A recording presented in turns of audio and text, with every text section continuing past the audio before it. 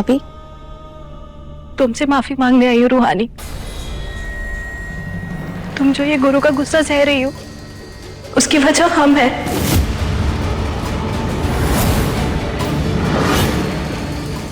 उस दिन जब मैं तुम्हारा सामान निकाल रही थी तो गिफ्ट मिला था मुझे, तुमने जो गुरु के लिए बनाया था।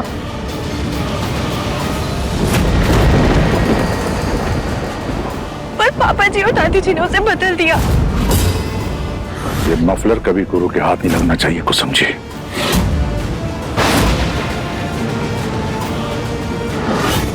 जसलीन बहू, रूहानी के नाम की एक ऐसी चिट्ठी लिखो जो गुरु के मन में बसे रूहानी के प्यार को नफरत में बदलते हैं।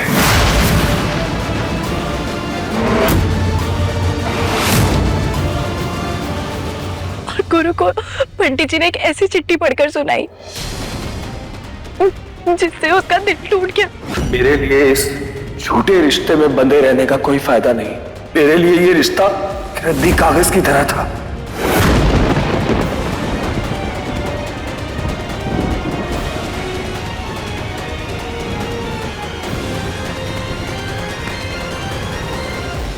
आई एम सो सॉरी रूहानी। प्लीज रूहानी, मुझे माफ कर दो।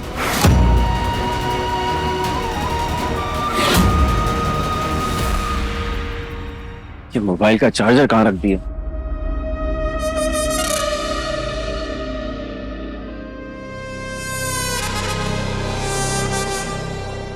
सुबह मंदिर गए थे, कहीं वहीं तो नहीं छूट गए?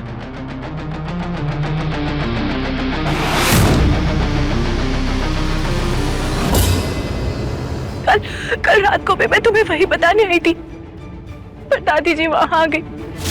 रूहानी, मुझे तुमसे कुछ बात करनी है। जसलीन बहुरिया, इधर आओ।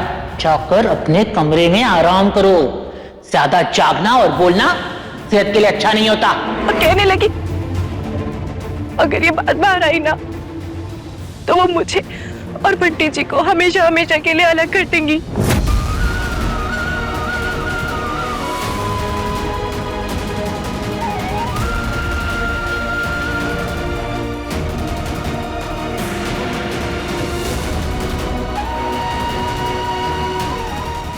उस जली हुई चिट्ठी के टुकड़े में मेरी हैंडराइटिंग थी रूहानी।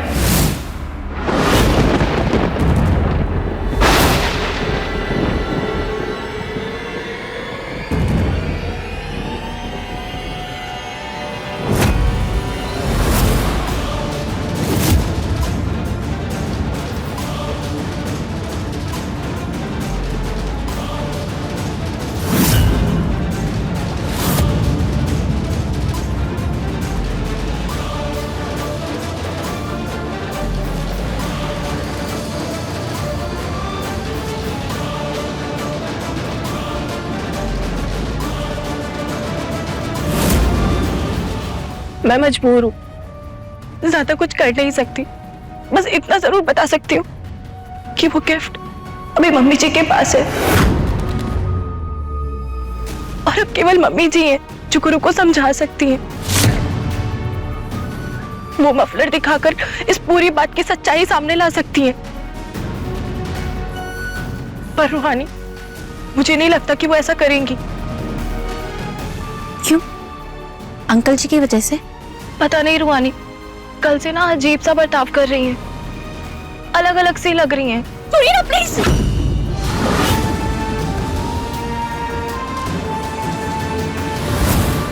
मैं गई थी उनसे मफलर मांगने, पर नहीं दिया, उन्होंने मना कर दिया।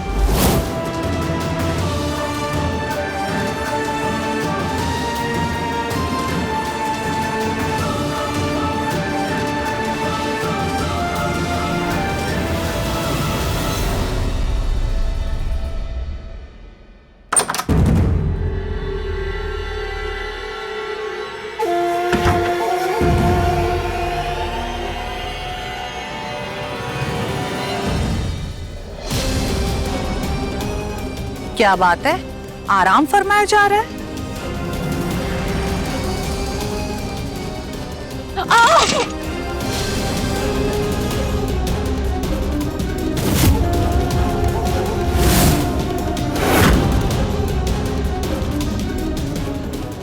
ये पुष्पी का पिंजरा है।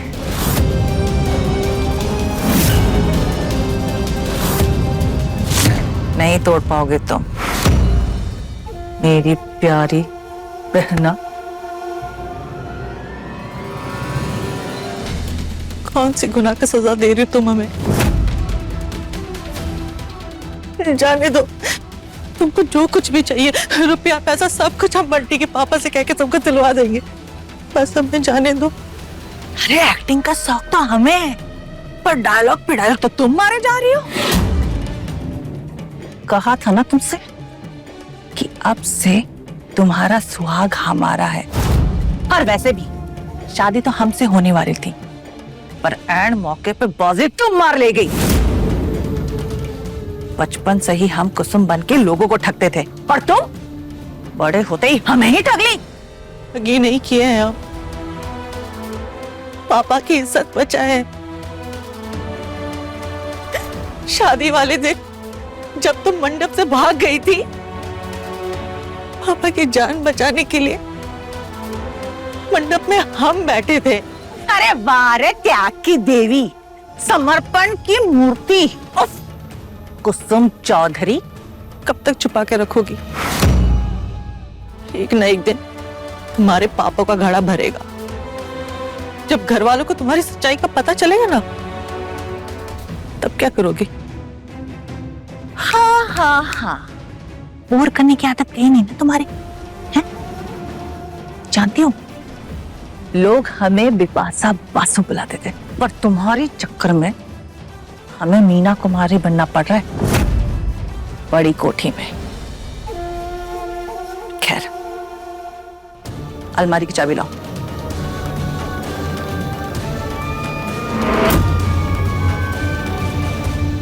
हमने कहा दो, तो तुम भी ना उस रूहानी की तरफ बहुत जिद्दी हो। क्या रूहानी वापस आ गई? और नहीं तो क्या, और आते ही हमारा जीना हराम कर दिया उस लड़की ने।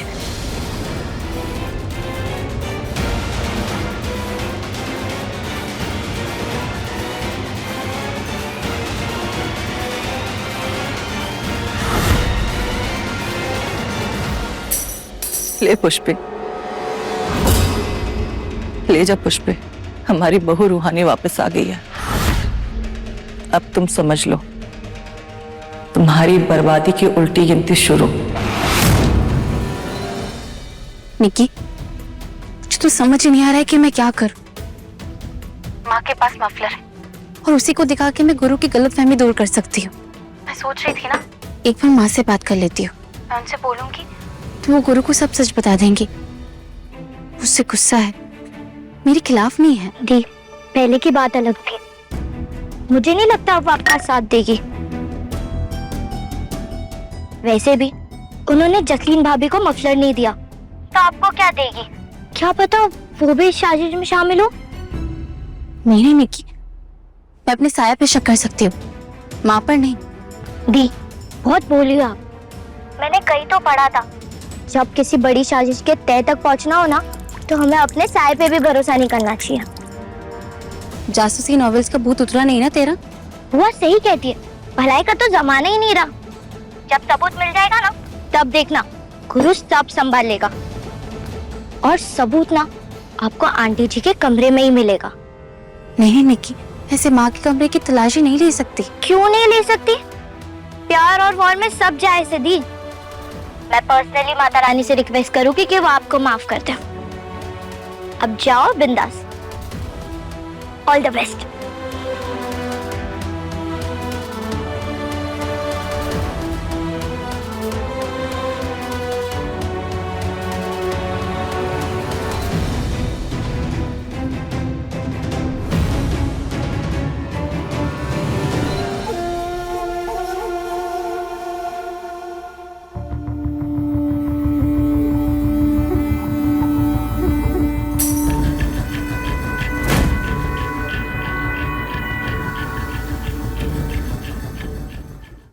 इश्क जुनूनी, रात 9 बजे दंगल टीवी पर।